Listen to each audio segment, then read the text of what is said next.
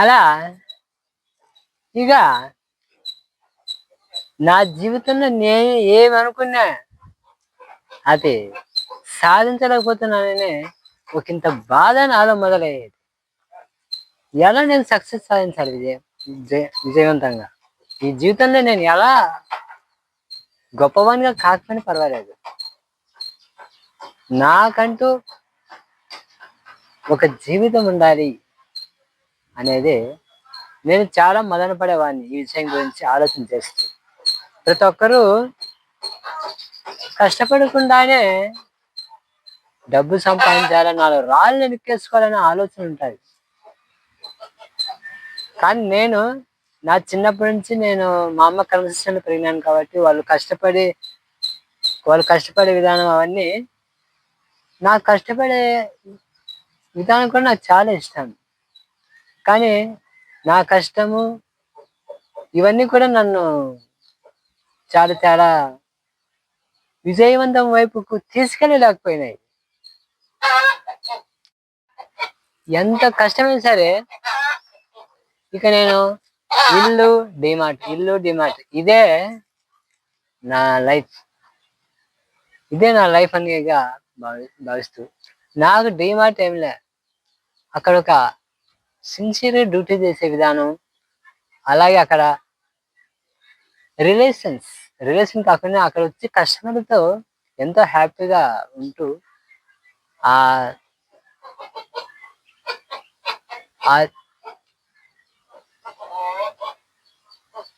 ఆ లైఫ్ నాకు నచ్చింది. సో అందుకే జీవితంలో డబ్బు సంపాదించడం ముఖ్యం కాదు, జీవితంలో అనుభవాలు సంపాదించాలి.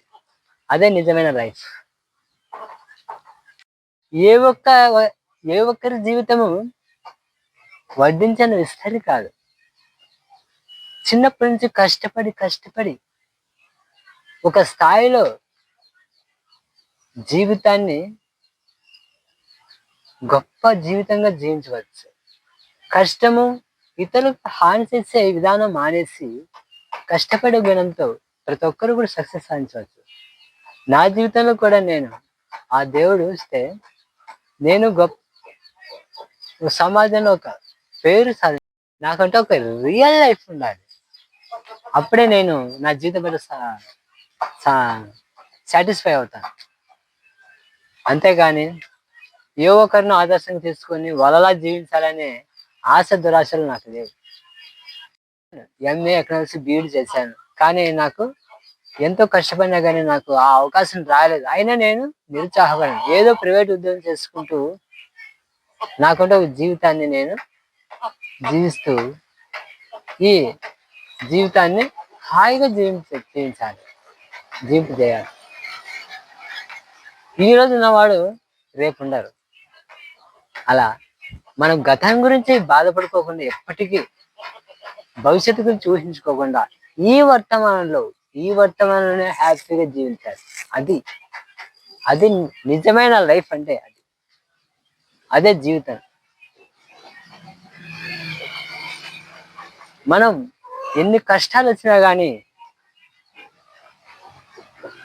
ఎన్ని దుఃఖాలు వచ్చినా కానీ ధైర్యంతో ఆ కష్టాలనే సంతోషంగా, ప్రతి క్షణాన్ని సంతోషంగా జీవించినప్పుడే అదే నిజమైన జీవితం. నా ఈ లైఫ్ ఆఫ్ ఇంటర్వ్యూ ఇంకా చాలానే ఉంది, కానీ ముఖ్యమైన విషయాలు మీకు చెప్పానంతే. సో అందరికీ జీవన్ టాలెంట్ యూట్యూబర్స్ అందరికీ నా ధన్యవాదములు.